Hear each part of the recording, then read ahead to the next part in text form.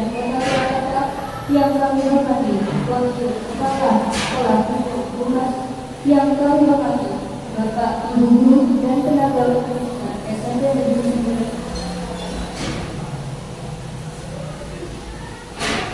Alhamdulillah, pada ini hari Kamis tanggal 22 Agustus tahun 2024 kita dipertemukan pada kegiatan aksi nyata diseminasi budaya positif yang akan disampaikan oleh calon guru penggerak angkatan 11 SMP Negeri 9 Kota Surakarta.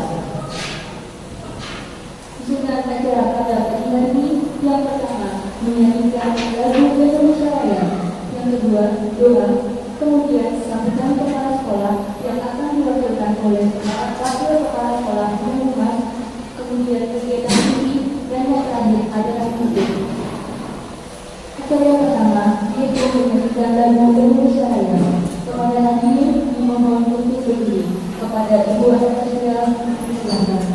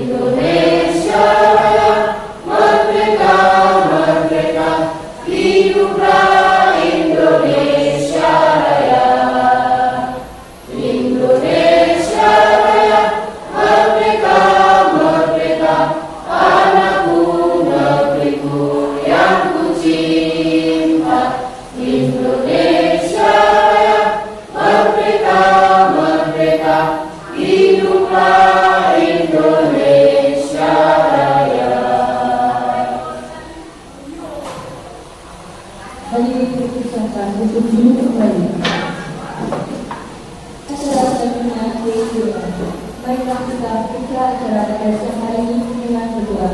Menurut agama dan kepercayaan masing-masing, berdoa dimulai.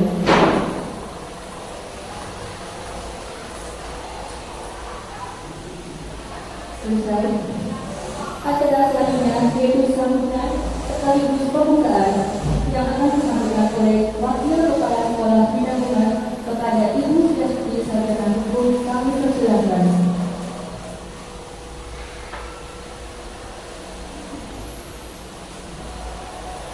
Terima kasih. Bismillahirrahmanirrahim. Assalamualaikum warahmatullahi wabarakatuh. Bapak Ibu Guru, calon guru penggerak angkatan 11 SMP di 9 Kota Surakarta yang saya hormati, Bapak Ibu Guru serta staf tata usaha SMP Negeri 9 Surakarta yang kami hormati pula. Marilah sebelumnya kita panjatkan puji dan syukur kehadirat Allah SWT. Alhamdulillah pada sore hari ini kita bisa hadir dalam acara aksi nyata diseminasi budaya positif calon guru penggerak angkatan 11 SMP Negeri 9 Kota Surakarta yang terdiri dari Bapak Muhammad Siddiq Wibowo, Ibu Anastasia Ratna Widianti, dan Ibu Nur Lamusanti. Bapak Ibu, bahwa SMP 9 alhamdulillah pada angkatan 11 ini bisa masuk calon guru penggerak kerja dulu. Mudah-mudahan ini akan bisa menjadikan motivasi bagi guru-guru yang lain untuk bersemangat mengikuti angkatan selanjutnya, dan mudah-mudahan juga SMK Negeri 9 Surakarta nanti angkatan yang ke-12 ya berikutnya ada yang kantor menjadi calon guru penggerak, sehingga menjadi satu kekuatan tim guru, tim pengajar dari SMK Negeri 9 Surakarta, sehingga akan bisa membawa kemajuan bagi SMK Negeri 9 Kota Surakarta yang tercinta ini. Jadi supaya nantinya sekali lagi Bapak Ibu guru calon guru penggerak angkatan 11 ini juga menjadikan motivasi bagi guru-guru yang lain yang masih, terutama yang masih muda-muda, untuk berkarya semaksimal mungkin untuk bisa mencapai prestasi yang maksimal, untuk bisa menjadi kekuatan SDM bagi SMK Negeri 9 Kota Surakarta. Tidak usah lama, marilah acara aksi nyata diseminasi guru calon guru penggerak angkatan 11 pada sore hari ini kita buka bersama-sama dengan bacaan basmalah. Bismillahirrahmanirrahim. Ya, terima kasih sukses untuk Bapak Ibu semua. Semoga sampai selesai nanti CPP angkatan 11 ini akan bisa berjalan lancar dan nanti ilmunya bisa bermanfaat khususnya untuk SMP Negeri 9 Kota Surakarta dan bisa untuk mengembangkan karir prestasi Bapak Ibu semua. Terima kasih. Wassalamualaikum warahmatullahi wabarakatuh. Terima kasih kepada Ibu Yasuni untuk sambutannya atas sambutannya. Acara selanjutnya yaitu kegiatan inti yang akan dipandu oleh Ibu Anissa Saraswati Dianisi. Kepada beliau waktu dan tempat kami persilakan. Baik, terima kasih Bapak Ibu. Gimana kabarnya hari ini? Luar biasa. Oke, di sini sudah ada, yuk senyum 10 detik. Ada bagaimana sama teman sebelahnya, saling berpandang. Itu mungkin kita sambil berdiri.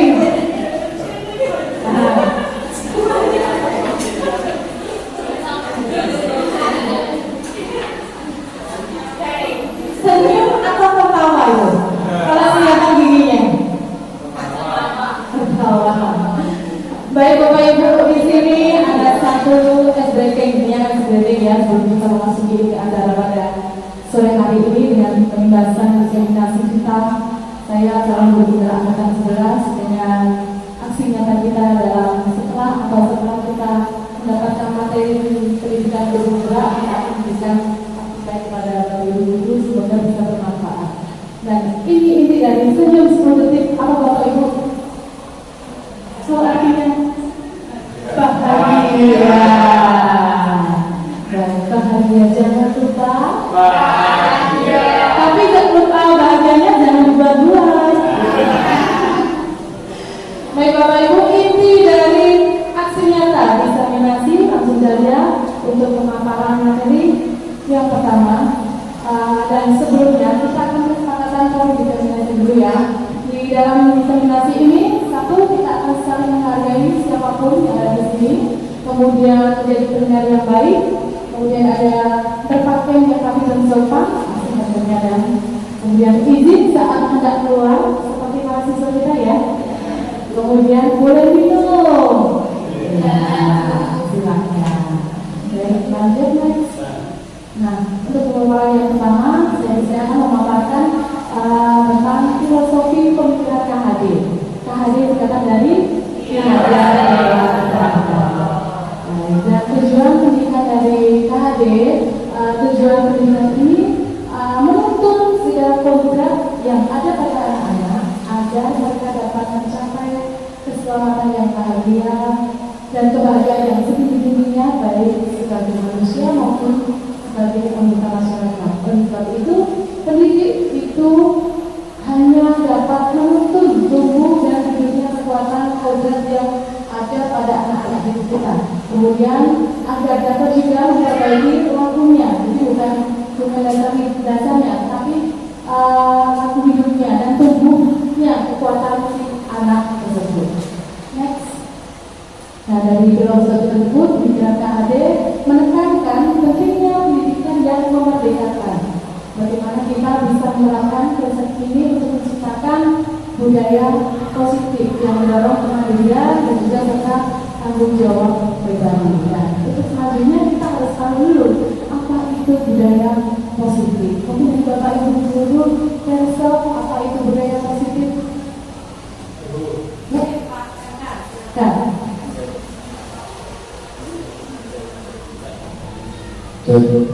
Bisa. Nama saya sebagai Pak Pakar. Jadi budaya positif itu adalah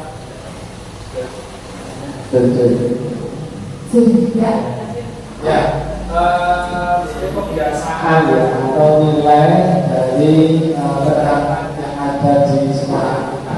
Jadi niat dan kebudayaan ya kebudayaan itu adalah bersifat untuk berpihak, jadi tidak ada sifat untuk memaksa atau mungkin mengintimidasi ya, mengintimidasi ya. Mungkin ataupun tata tertib yang di situ ada poin-poin seperti itu. Menurut saya Betul sekali Pak Kakak. Untuk Pak Kakak, budaya positif itu adalah apa yang dikatakan Pak Kakak dan betul sekali. Budaya positif tentunya pasti budaya positif yang ada di sekolah ya, dan kita sebagai guru, yaitu nilai atau kebiasaan-kebiasaan di sekolah yang berpihak pada murid agar apa? Mereka para peserta didik dapat berkembang menjadi pribadi yang kritis dan juga hormat serta bertanggung jawab pastinya sesuai dengan profil pelajar Pancasila. Terima kasih Pak Kakak. Lanjut, dan konsep utama budaya positif yaitu dalam membangun budaya positif di sekolah dapat menyediakan lingkungan-lingkungan yang bagaimana positif, aman, dan nyaman, serta siswa diharapkan mampu berpikir serta bertindak serta juga dapat mencipta dengan merdeka kebebasan kita dalam belajar. Ada juga mandiri dan juga bertanggung jawab. Dan disiplin ini juga sangat berkaitan dengan kontrol guru terhadap siswa. Lanjut. Nah, sekarang Bapak Ibu boleh berdiri. Nah, boleh berhadapan-hadapan. Kita bikinkan mereka biar tidak tegang. Nah, di sini ada salah satu dari Bapak Ibu melakukan mengepalkan tangan, salah satu dari Bapak Ibu dulu. Nah, mengepalkan tangan.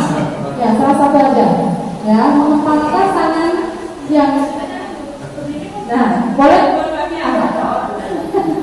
Ya, bayangkan kepala tangan itu berarti kan memegang sesuatu. Ya, bayangkan Anda mendapatkan mengepalkan tangan itu memegang sesuatu yang sangat berharga bagi Anda, bagi penjenengan semuanya. Ya, sesuatu yang sangat penting sekali di hati, di hidup penjenengan semuanya. Nah, kemudian dari kepala tangan tersebut ada salah satu Bapak Ibu guru yang di depan penjenengan ingin mengetahui. Ya, dengan cara bagaimana terus pokoknya dibuka, ini. Nah, kalau itu memakai keyakinan sesuatu yang berharga bagi pendengar semuanya, apa yang harus Anda lakukan? Nah, dikepal, menepal, coba.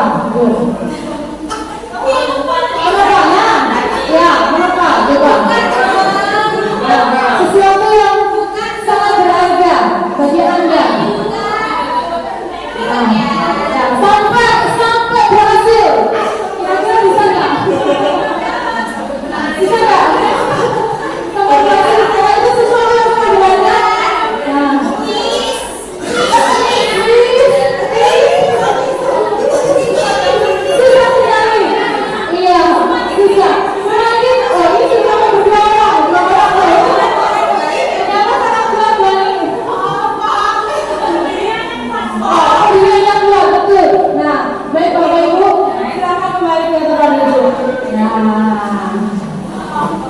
Dari kepalan tangan tersebut, menurut Bapak Ibu, itu melakukan latihan ini tujuannya berapa?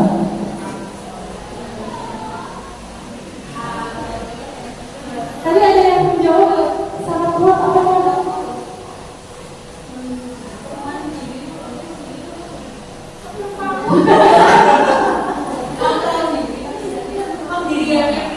Pendiriannya sangat kuat, oke, betul sekali. Nah, tujuan dari kepala tangan yang sudah menjenangkan genggam tadi dengan sesuatu yang sangat berharga di tangan penjenengan semuanya itu menunjukkan bahwa mempertahankan nilai-nilai yang dianggap penting bagi diri kita sendiri dan menghargai otonomi individu kita sendiri dan menemukan cara yang positif untuk mempengaruhi dan juga mendukung orang lain. Dan ini merupakan elemen kunci dalam menciptakan lingkungan yang harmonis dan juga budaya yang positif. Betul nggak Bapak Ibu? Kalau sesuatu yang berharga, betul kan? Nah, boleh dibuka, betul sekali. Baik Bapak Ibu guru, kita di sini adalah semuanya seorang guru, seorang pendidik. Nah, seorang guru yang baik harus memiliki kemampuan dalam mewujudkan budaya positif di lingkungan sekolah. Dan budaya positif tersebut dapat dijalankan dengan menerapkan beberapa konsep inti, yaitu contohnya apa saja? Di sini ada disiplin positif, kemudian kebutuhan dasar manusia, ada motivasi perilaku manusia, ada keyakinan kelas, ada diskusi atau positif kontrol guru dan juga signifikan restitusi. Di sini saya akan mengatakan disiplin positif dulu. Dari ini disiplin positif pastinya kita tadi sudah tahu filosofi pemikiran KHD. Nah, dari pemikiran KHD itu menyatakan bahwa di mana ada kemerdekaan, di situlah ada disiplin yang kuat. Kemudian seluruh disiplin itu bersikap self-disiplin, yaitu kita sendiri yang mewajibkan kita dengan sekeras-kerasnya, tetapi itu sama saja. Sebab jikalau kita tidak cepat melakukan self-disiplin, wajiblah penguasa lain yang mendisiplinkan kita. Nah, metode di mana guru mengkomunikasikan secara jelas tingkah laku apa yang dianggap baik atau tepat dan dianggap tidak pantas. Kemudian apa nilainya untuk tingkah laku yang baik dan apa konsekuensinya untuk tingkah laku yang buruk. Nah, tadi disiplin positif. Ada yang tahu disiplin positif? Apa itu disiplin positif? Ada yang tahu disiplin positif?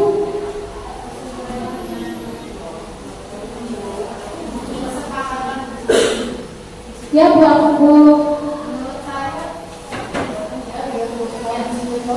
Berarti apa yang dituntut dari dalam diri kita dan keyakinan apa yang dibuat bersama sehingga tidak keluar dari kata yang lain yang tidak dalam itu. Baik, terima kasih Bu Asa. Ya, sesuatu yang baik yang dilakukan di dalam kelas pastinya itu sesuatu yang tidak boleh melenceng, sesuatu kebaikan pastinya ya. Baik, terima kasih Bu Asa, betul sekali apa yang dikatakan Bu Asa ya. Disiplin positif di sini adalah disiplin yang lebih mengarah ke disiplin diri yang dapat mengontrol diri dalam melakukan suatu tindakan. Dan selain itu disiplin diri juga dapat membuat murid untuk memahami serta menyadari berdasarkan motivasi internal yang bukan akibat paksaan, ujian atau hukuman. Jadi kesadaran diri, tidak ada paksaan ataupun ujian, ya, tidak ada hukuman juga. Selain itu, disiplin positif juga merupakan suatu cara penerapan disiplin yang mengajarkan untuk anak bertanggung jawab dan juga menumbuhkan kesadaran diri berdasarkan nilai kewajiban. Tadi kesadaran diri. Nah, berarti semuanya itu dimulai dari siapa Bapak Ibu? Dimulai dari diri sendiri. Nah, semuanya itu pasti harus berdasarkan dengan nilai kebajikan. Mungkin tahu Bapak Ibu nilai kebajikan apa saja? Contohnya, Bu Eva. jawab dan keselamatan. Tanggung jawab dan keselamatan. Betul sekali untuk Bu Eva. Mungkin ada lagi? Bu Kica, oke. Hormat, kejujuran dan juga kedisiplinan. Betul sekali, tepuk tangan buat Bapak Ibu semuanya. Ternyata nilai-nilai kebajikan itu semuanya yang dengan kata tadi yang sudah dengan sebutkan tadi betul semuanya. Dan semua nilai kebajikan tersebut semuanya tertuang dalam profil pelajar Pancasila. Nah, ini kita belajar kita pernah terima ya. Profil pelajar Pancasila mempunyai beberapa elemen. Ada berapa elemen Bapak Ibu? Nah, betul. Apa saja? Bahasa. Beriman, bertakwa, dan kepatuhan Tuhan yang Maha Esa dalam dunia. Satu. Yang kedua, berani. Mandiri. Mandiri. Oke, Pak Anda. Bergotong royong dan bertitis-titis. Titis atau bernalar titis. Apa lagi Pak ya? Bu Isa lagi. Kreatif. Apa lagi?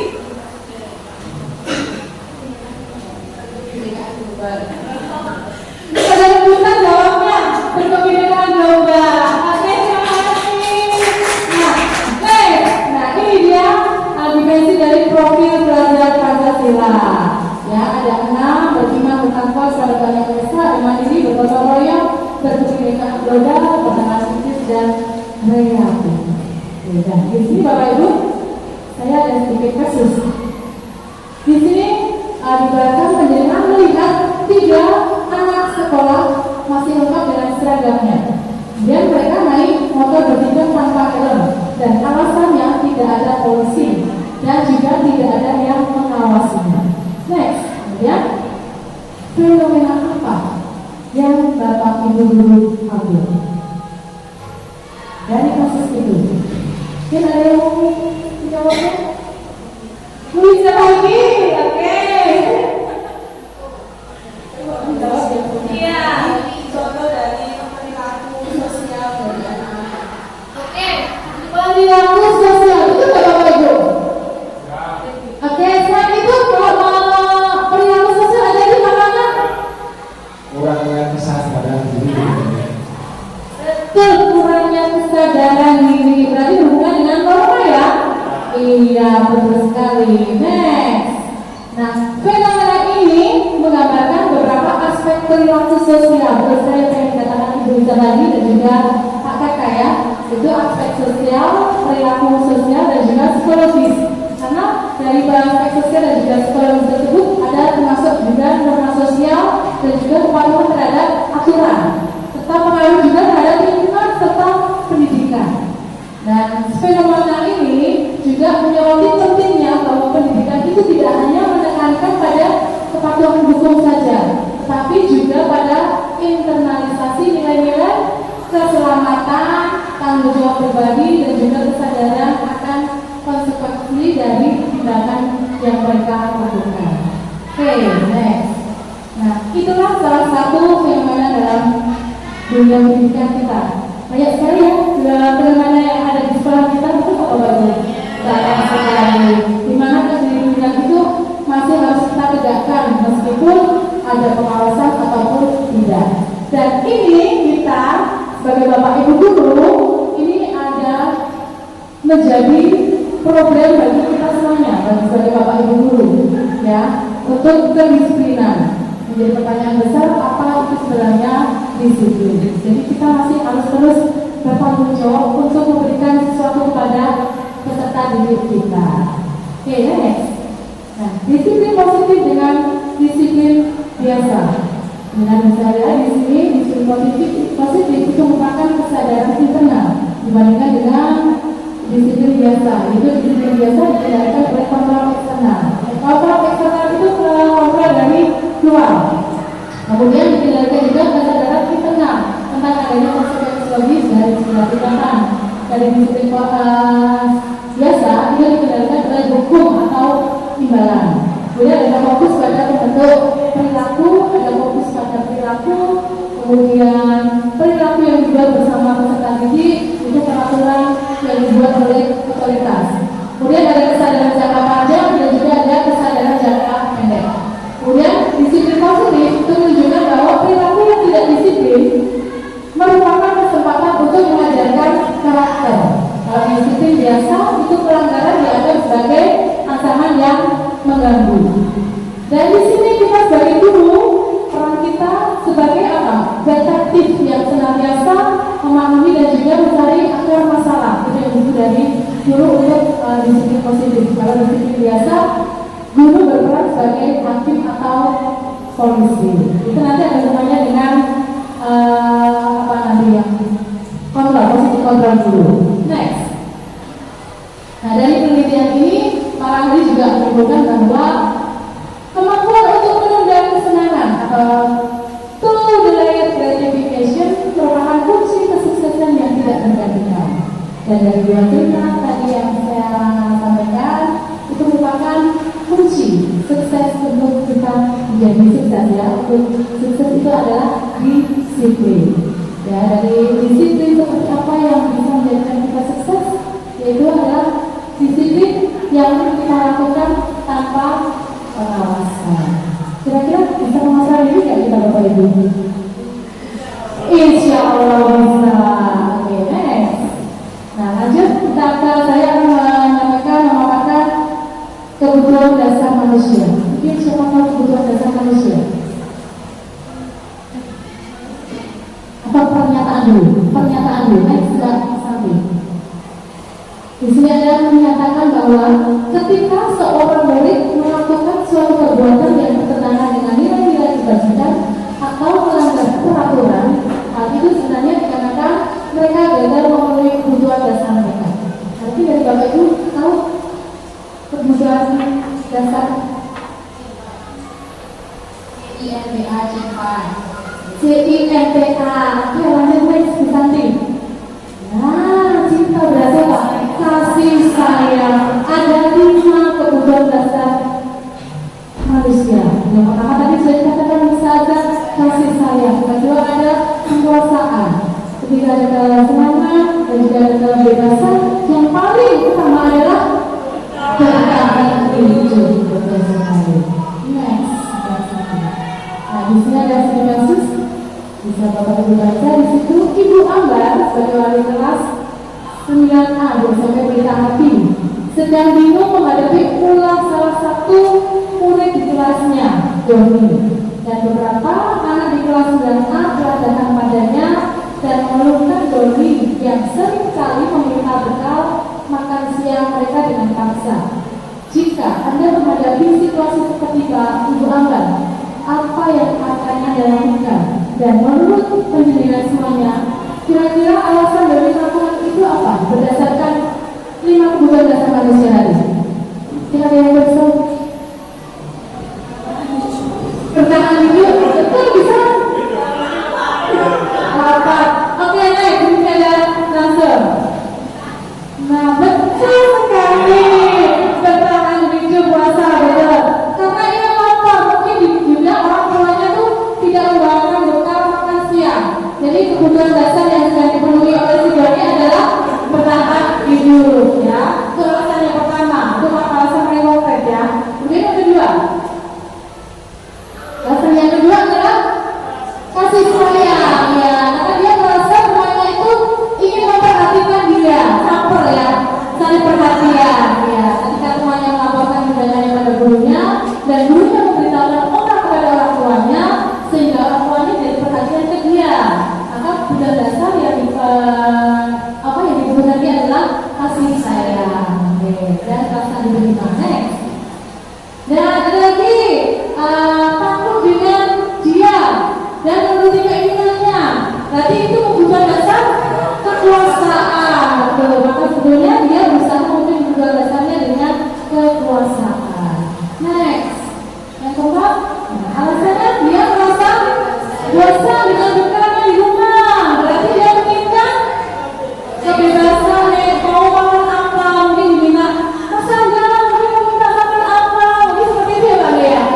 Iya, jadi di apa namanya? Ditawarin. Iya, betul. Supaya bisa bebas memilih menu makanannya. Oke, lanjut next. Nah, alasan yang kelima yaitu karena iseng saja. Apa berarti? Kesenangan, betul. Iya, karena iseng saja mendengarkan ekspresi wajah teman-temannya yang besar. Karena diambil makanannya dan menurut dia ekspresi teman-temannya itu lucu. Ya, jadi berusaha untuk memenuhi dengan kebutuhan atau kesenangan. Ada kan dari Bapak Ibu kelasnya seperti itu? Oh, ada. Oke.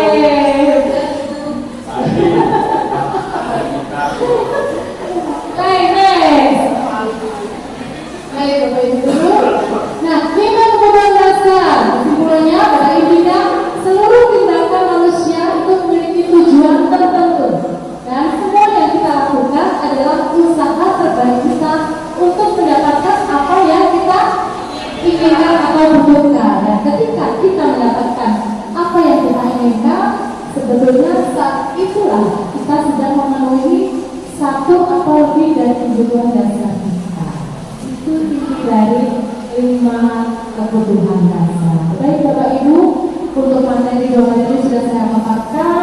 Selanjutnya akan diteruskan kepada rekan saya untuk pemaparan berikutnya ada Bapak Muhammad Sugiowibowo. Kami persilakan.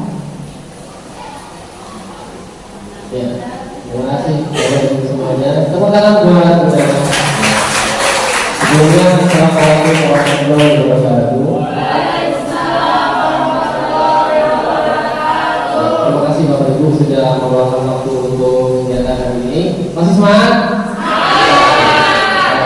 Masih konsentrasi? Oke, kita tes konsentrasinya ya.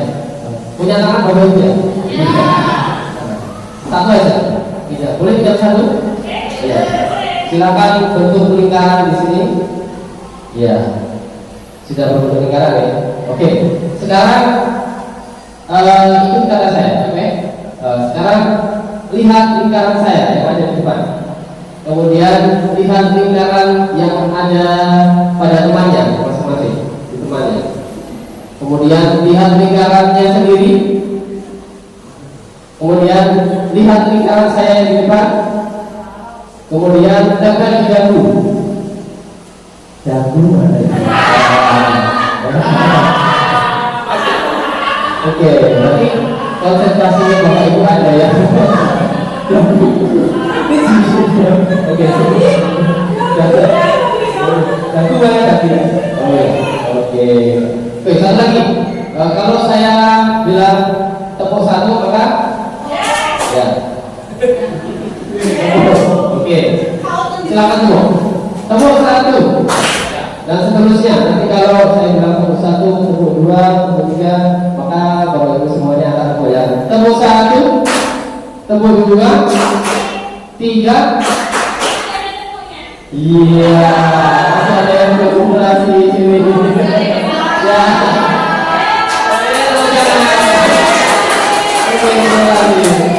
Oke, sekali lagi. Tepuk satu, dua. Iya. Susah ya ternyata ya. Apa namanya mengumpulkan konsentrasi karena sudah sore itu susah. Ya. Baik. Terima kasih Bapak Ibu. Oke, selanjutnya kita akan membahas tentang motivasi perilaku manusia. Kita seperti yang disampaikan Bu Anastasia tadi bahwa manusia itu memiliki tujuan, mempunyai kebutuhan hidup, dan pasti kebutuhan hidup itu memunculkan motivasi. Tentunya motivasi siswa belajar, kemudian motivasi kita menjadi seorang guru, pasti kita punya motivasi. Nah, ada 3 motivasi. Yang pertama adalah untuk menghindari ketidaknyamanan atau hukuman. Yang kedua untuk mendapatkan imbalan atau penghargaan. Yang ketiga untuk menjadi orang yang mereka inginkan dan menghargai diri sendiri dengan nilai-nilai yang mereka percaya. Nah, di disiplin positif yang telah disampaikan atau yang telah dibahas tadi, yang ketiga ini adalah merupakan disiplin positif, motivasi yang termasuk motivasi intrinsik atau motivasi di dalam diri ya, internal, yang akan berdampak jangka panjang, tidak dipengaruhi oleh lingkungan kemudian ataupun media. Nah, selanjutnya saya mau tanya Bapak Ibu, bagaimana Bapak Ibu dulu untuk menumbuhkan motivasi internal pada diri sendiri, kemudian bagaimana upaya Bapak Ibu untuk menumbuhkan motivasi internal pada peserta didik. Monggo, ada yang mau jawab? Ya, silakan Pak Kakak. Yang pertama, bagaimana untuk menumbuhkan motivasi internal pada diri sendiri, yaitu dengan cara mensugesti diri saya sendiri ya, supaya mampu dan sanggup. Artinya tantangan itu adalah pada diri kita sendiri. Kalau kita sanggup mensugesti, kita sanggup, kita bisa, nanti pasti bisa. Tapi kalau kita tidak ada sugesti, bahwasanya sulit, ya nanti jadinya sudah sulit. Terus yang kedua, upaya Bapak Guru menumbuhkan motivasi kita pada sendiri adalah meyakinkan. Ya, jadi meyakinkan bahwa kamu itu punya kelebihan, punya potensi yang nantinya jadi anak hebat dan anak sukses. Sehingga nanti akan menjadi orang yang termotivasi pada dirinya, yakin untuk jadi orang yang sukses. Itu Mas. Ya, bisa. Intinya adalah yakin, meyakinkan diri sendiri itu dari orang lain itu ya susah-susah gampang ya kalau itu dulu. Kemudian berpikir positif ya. Kalau saya sendiri selalu berkata pada diri sendiri, lakukan yang baik-baik. Awalnya berpikir yang baik-baik, kemudian berucap yang baik-baik, kemudian lakukan yang baik-baik. Insya Allah pasti akan menjadi baik. Begitu ya. Selanjutnya, bila di sekolah Anda tidak ada peraturan yang mengharuskan guru datang tepat waktu, nah ini mungkin Bapak Ibu bisa melihat dari sisi sekitar lingkungan kita, tidak ada teguran dari siapapun, dan kemudian tidak ada yang memuji termasuk dari atasan ataupun dari teman sejawat. Nah, apakah kita sebagai guru akan tetap datang tepat waktu untuk mengajar murid-murid kita? Nah, kemudian menurut Anda dari ketiga jenis motivasi tadi, motivasi manakah yang saat ini paling banyak mendasari perilaku murid-murid yang ada di sekolah kita? Ada yang mau jawab?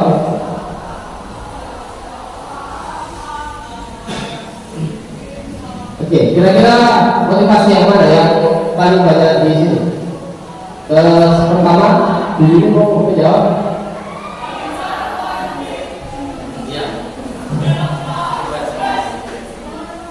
Yang pertama nih Pak,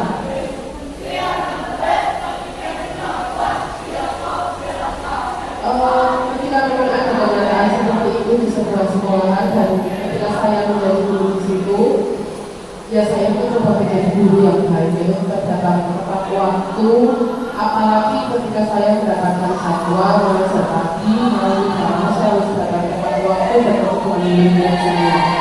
Walaupun tidak ada jadwal pagi pun seharusnya kalau memang jadwal mulai pelajaran lengkap di jam 7 ya sebelum itu seharusnya sudah berjalan. Dan untuk yang kedua, kebanyakan yang saya temukan di lingkup kecil saja yang saya ajar itu kebanyakan berdasarkan kesenangan.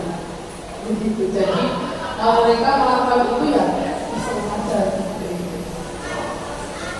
Ya baik, tepuk tangan buat. Oke, baik, terima kasih Bu Yuri. Nah, berarti ini adalah sebuah PR kita ya, supaya kita menumbuhkan memunculkan motivasi internal dari peserta didik kita ya.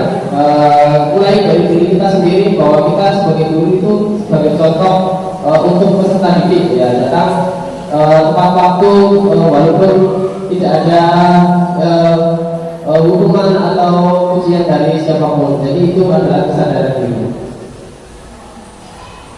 Nah, ini ada satu kasus. Nah, silakan dicermati. Saya minta respon dari Bapak Ibu, nanti setelah ini ada jawaban. Ada pertanyaan, apakah Anda setuju dengan tindakan Pak Seno terhadap IFA? Mengapa? Nah, kemudian menurut Anda tindakan Pak Seno ini terhadap IFA adalah sebuah hukuman atau konsekuensi? Ya, gimana? Oh ya, Ibu Rona mau menjawab.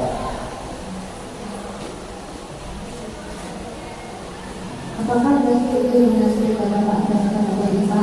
Dengan tidak setuju ya, karena nanti mental IFA jadi karena dia dipermalukan di depan masyarakat. Kemudian menurut Anda tindakan Pak Seno terhadap IFA adalah sebuah hukuman atau konsekuensi? Menurut saya adalah sebuah hukuman, karena IFA jadi tidak bisa menangkap pelajaran yang diajarkan Pak Seno dan dia merasa telah dipermalukan. Ya, pertama buat Ibu Rona. Ya.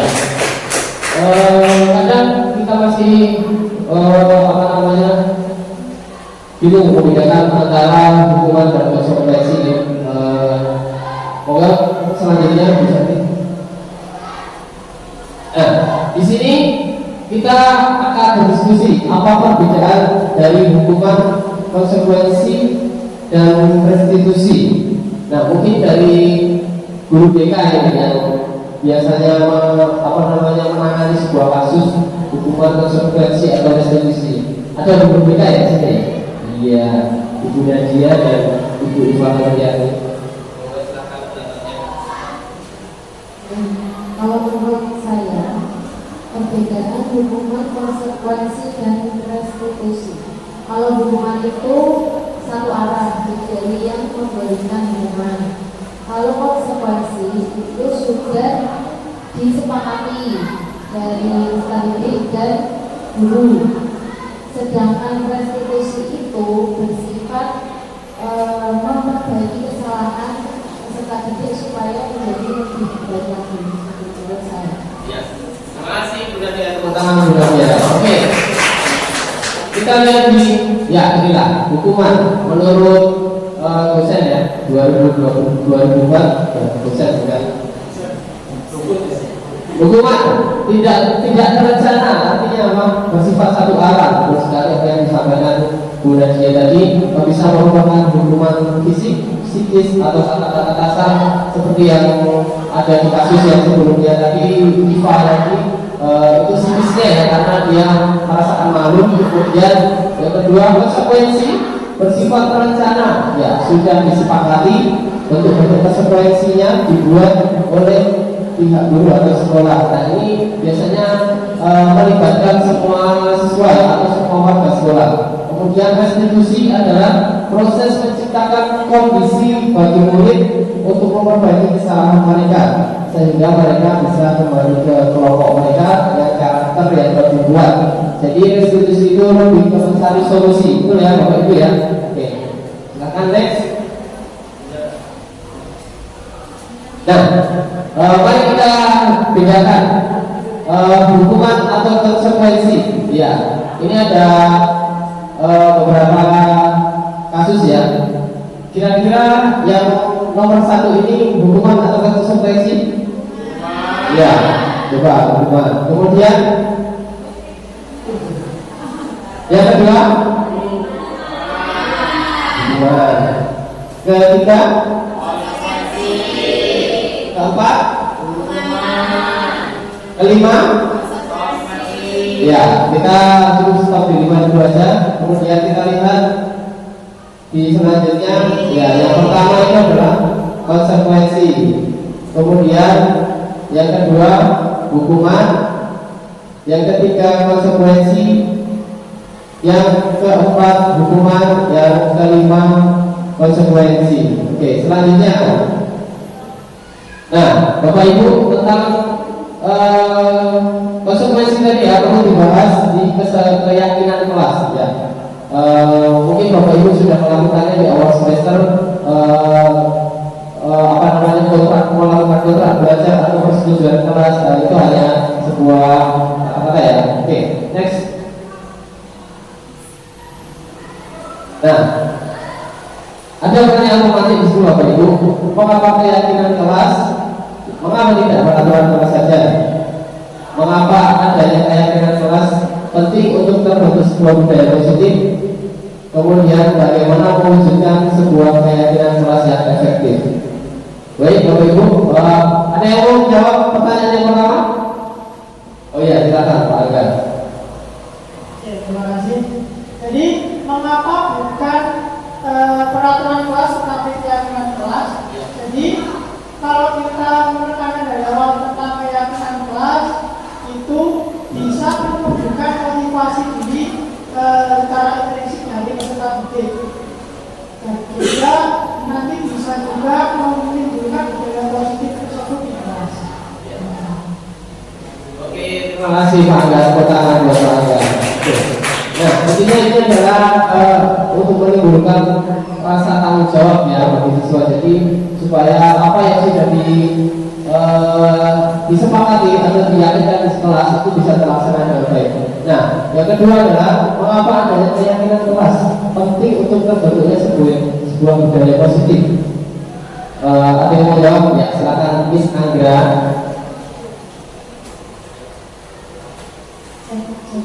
Oke, jadi kalau menurut saya, kenapa keyakinan kelas itu penting? Karena kalau keyakinan kelas itu kan berisikan nilai-nilai kebaikan yang disepakati oleh seluruh peserta didik yang mungkin berasal dari background atau latar belakang yang berbeda-beda dan sifatnya universal.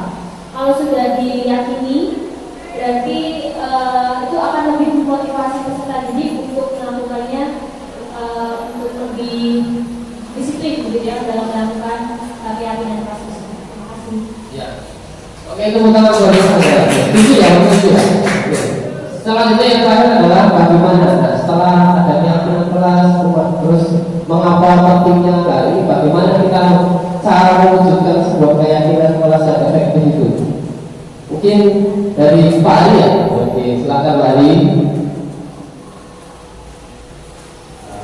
Keyakinan kelas yang efektif menurut saya itu dapat diwujudkan dalam bentuk yang positif, kemudian dalam jumlah yang tidak begitu banyak, dan dapat diterapkan di lingkungan kelas itu sendiri, serta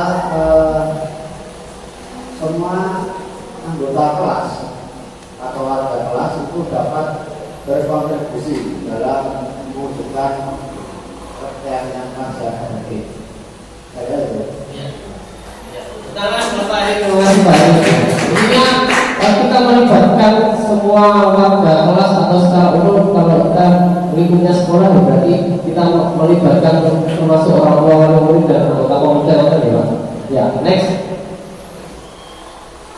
Nah, keyakinan kelas adalah nilai-nilai kebajikan atau prinsip-prinsip universal yang disepakati bersama secara universal, lepas dari perbedaan agama, suku, negara, dan bahasa.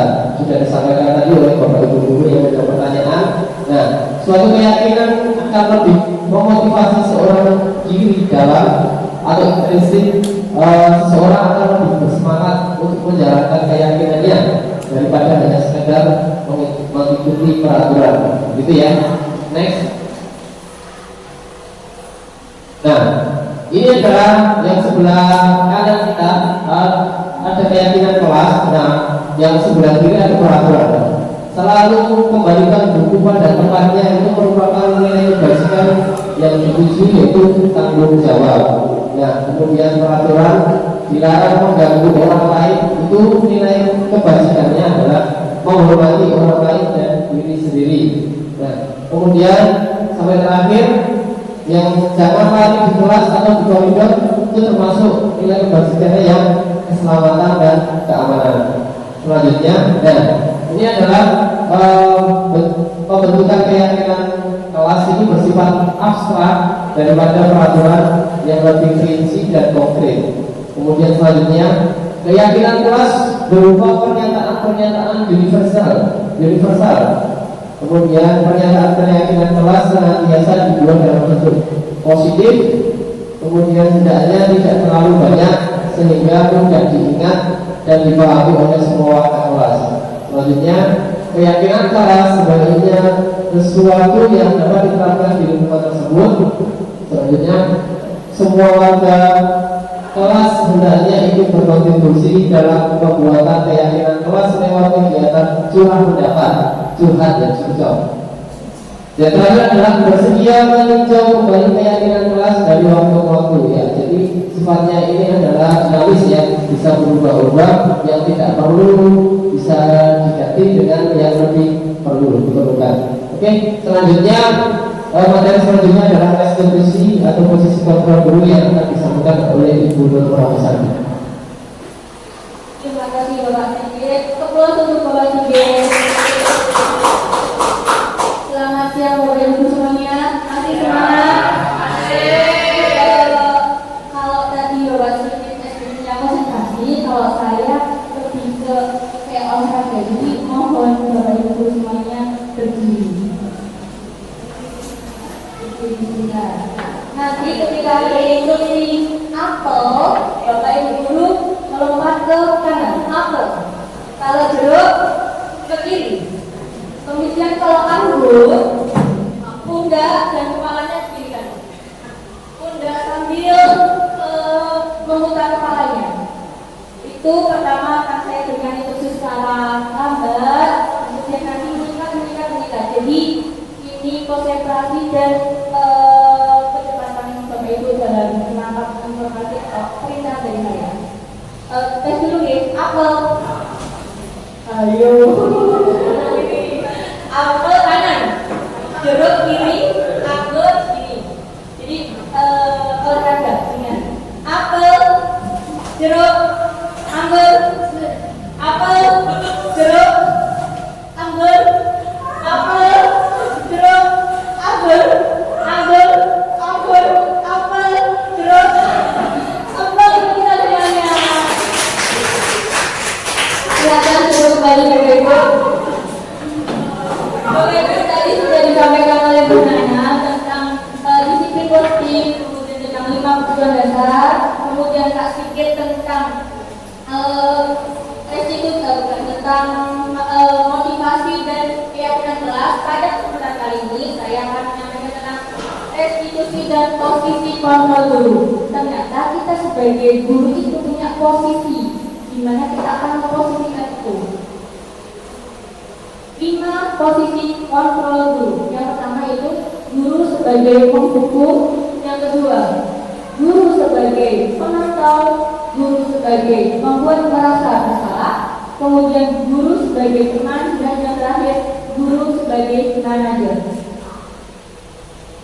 Ini kita bisa lihat sebagai penghukum identik dengan marah-marah, kemudian sebagai pembuat merasa bersalah, otomatis membuat peserta didik merasa bersalah dengan apa yang telah dilakukannya, sebagai teman, kemudian sebagai pemantau, dan sebagai manajer. Di sini ada satu kasus yaitu murid tidak mengerjakan tugas yang diberikan oleh guru. Murid tidak mengerjakan tugas yang diberikan oleh guru. Apabila kita memposisikan guru sebagai penghukum, maka yang diucapkan yang disampaikan oleh guru yaitu berdiri dengan sebelah kaki di depan kelas. Itu guru sebagai penghukum, berdiri dengan sebelah kaki di depan kelas. Guru sebagai penghukum. Kemudian apabila guru sebagai pembuat rasa bersalah, yang diucapkan adalah kesekian kali ibu sudah ingatkan nak, kamu senang ya melihat ibu terus-terusan bertindak seperti ini. Itu adalah guru sebagai pembuat merasa bersalah. Kemudian sebagai teman, yang diucapkan adalah ayo dong, kamu kerjakan tugasnya nak, tugasnya kalau nanti sudah selesai kita bisa main. Itu guru sebagai teman, memposisikan sebagai teman. Kemudian guru sebagai pemantau, kamu sudah melakukan kesalahan dan sudah mengetahui konsekuensinya. Sekarang selesaikan dan segera kumpulkan. Itu guru sebagai pemantau. Yang diucapkan adalah kamu sudah melakukan kesalahan, dan sudah mengetahui konsekuensinya, sekarang selesaikan dan segera lakukan. Kemudian yang terakhir yaitu guru sebagai manajer. Ini adalah posisi ideal kita sebagai guru, yaitu sebagai manajer. Yang diucapkan adalah, apakah kamu tahu kesalahanmu nak? Keyakinan sekolah apa yang kamu langgar? Dan apa yang akan kamu lakukan untuk menyelesaikannya? Apa kamu tahu kesalahanmu? Keyakinan sekolah apa yang sudah kamu langgar? Dan apa yang kamu lakukan untuk menyelesaikannya? Itu guru sebagai manajer. Sekarang coba saya tanya nih, misalnya Bapak Ibu guru ada yang positif kontrol, apakah aku? Saya kecewa sekali dengan kamu. Positif kontrol apakah ini? Bisa jawab. Membuat rasa bersalah. Kita lihat bersama-sama. Ya benar, membuat rasa bersalah. Tadi yang diucapkan apa? Saya kecewa sekali dengan kamu. Apakah hal ini sering diucapkan oleh Bapak Ibu guru? Sering, ya. Sering. Kemudian ada ucapan atau perkataan, kamu tidak pernah benar melakukannya. Sekarang keliling lapangan 3 kali. Posisi kontrol apakah aku?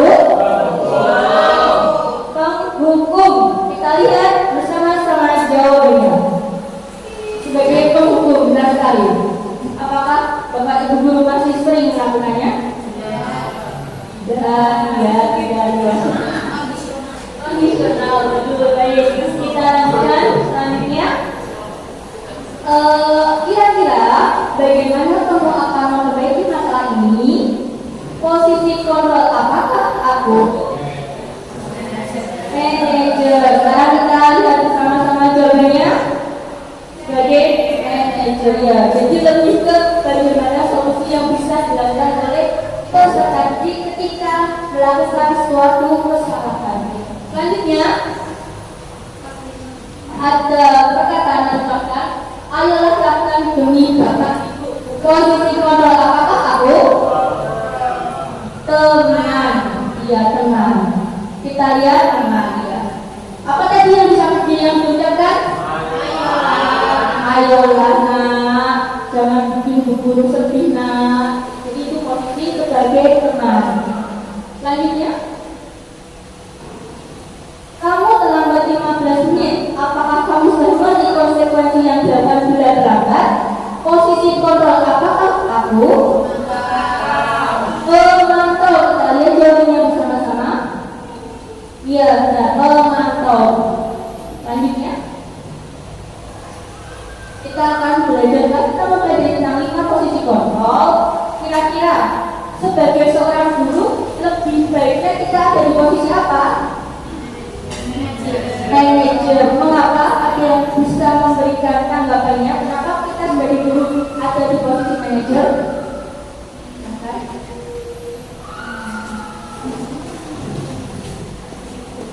Miss Andra mungkin bisa menjawab.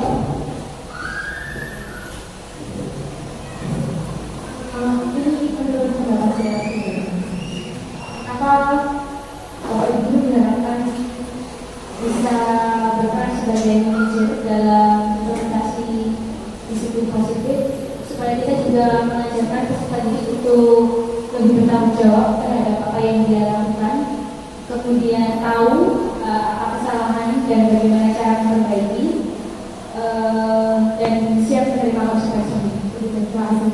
Terima kasih Koplo untuk Miss Anda. Luar biasa. Kita sebagai guru memang harus senantiasa memposisikan kita sebagai manajer. Rasa sulit, maka kita harus belajar dan belajar untuk bisa memposisikan kita sebagai guru, sebagai manajer. Sekarang kita akan belajar tentang segitiga restitusi. Segitiga restitusi itu apa? Ada yang baru pertama mendengar istilah segitiga restitusi? Yang pertama mungkin ada yang pernah dengar ya. Segitiga restitusi yaitu suatu proses dialog yang dijalankan guru atau orang tua agar dapat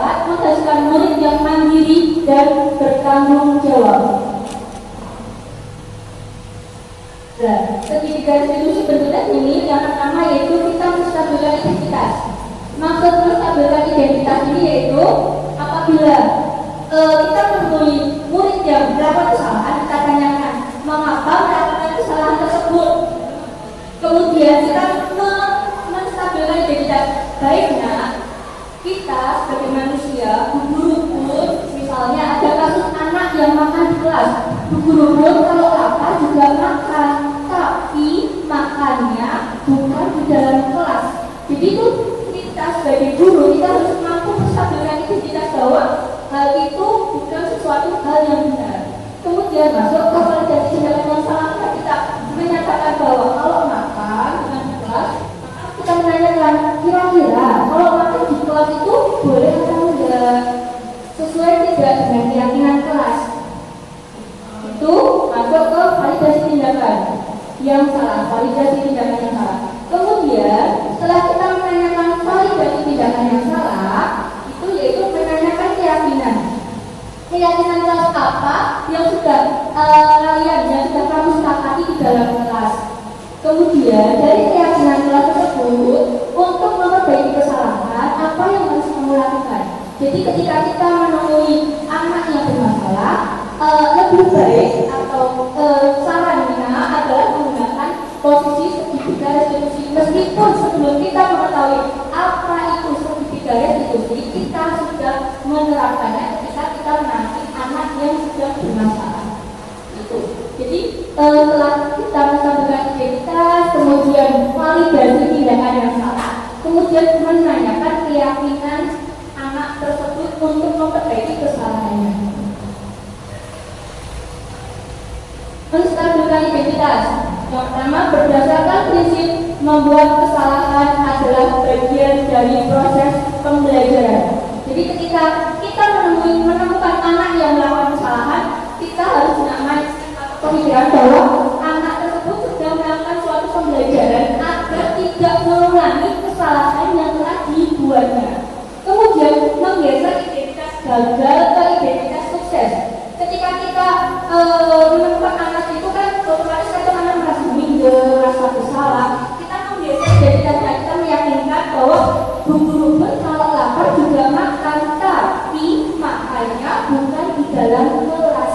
Jadi menggeser identitas yang gagal ke identitas sukses. Kemudian validasi tindakan yang salah. Berdasarkan prinsip setiap pelaku berupaya memenuhi suatu kebutuhan tertentu. Jadi ketika kita melakukan sesuatu atau mulai kita melakukan sesuatu, itu adalah berdasarkan prinsip untuk memenuhi suatu kebutuhan. Kemudian guru akan bergeser dan pemikiran stimulus respon menjadi proaktif. Jadi guru berpikir bukan hanya kita sebagai stimulus respon, tapi proaktif membangun mindset atau pemikiran anak. Kemudian mengenali dan mengakui kebutuhan murid dan akan memperbaiki hubungan dengan murid.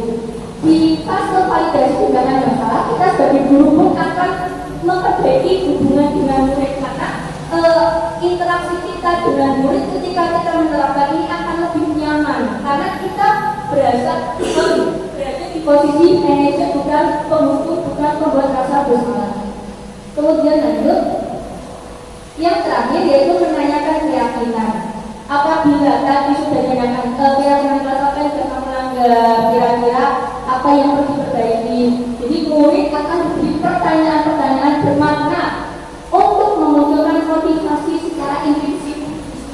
Kemudian mampu mengkaitkan keyakinan dengan tindakan yang salah. Jadi misalnya yang sering saya temui adalah di sekolah kita tidak diperkenankan untuk memakai kaos dalam berwarna selain warna putih. Maka ketika ada saya menemui anak didik yang melakukan kesalahan, saya tanya keyakinan yang sudah kita sepakati apa?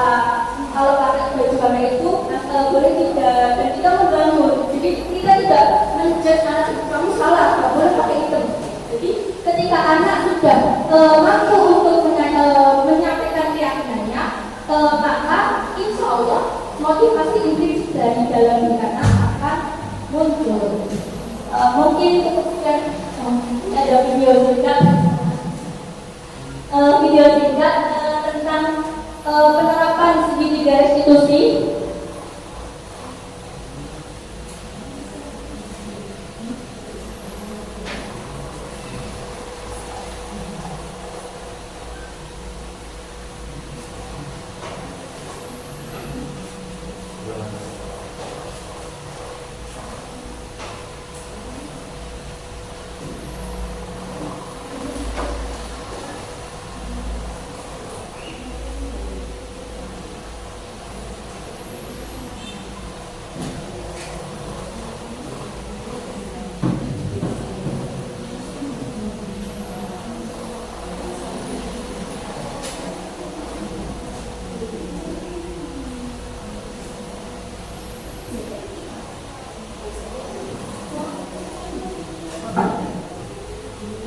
Karena sedang diperbaiki.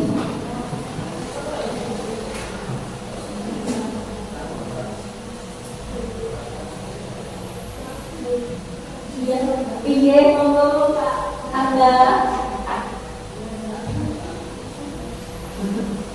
Oh iya, di mana ada lagi suara, mungkin tadi gambaran tentang sedikit seperti itu, sudah saya sampaikan bagaimana kita menerapkan segitiga restitusi ketika kita menghadapi atau berhadapan dengan peserta didik yang membuat masalah. Mungkin itu sekian dari saya, dari kami bertiga. Terima kasih banyak untuk kesempatan, untuk kehadirannya, untuk melaksanakannya. Terima kasih banyak. Wabillahi taufiq wal hidayah. Wassalamualaikum warahmatullahi wabarakatuh.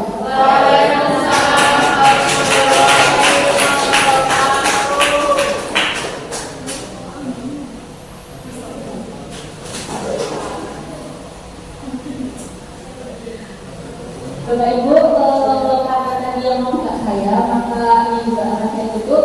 Terima kasih banyak. Serangkaian acara dunia acara pada hari ini telah selesai. Terima kasih atas partisipasinya, terima kasih atas kehadirannya, terima kasih banyak atas bantuannya. Mari kita tutup acara pada sore hari ini. Destinasi budaya aksi Natal, destinasi budaya positif. Calon guru penggerak pada 11 SMP ini sudah kita sepakat dengan membaca alhamdulillah bersama-sama. Terima kasih banyak. Akhir kata dari kami bertiga. Wabillahi taufiq wal hidayah. Wassalamualaikum warahmatullahi wabarakatuh.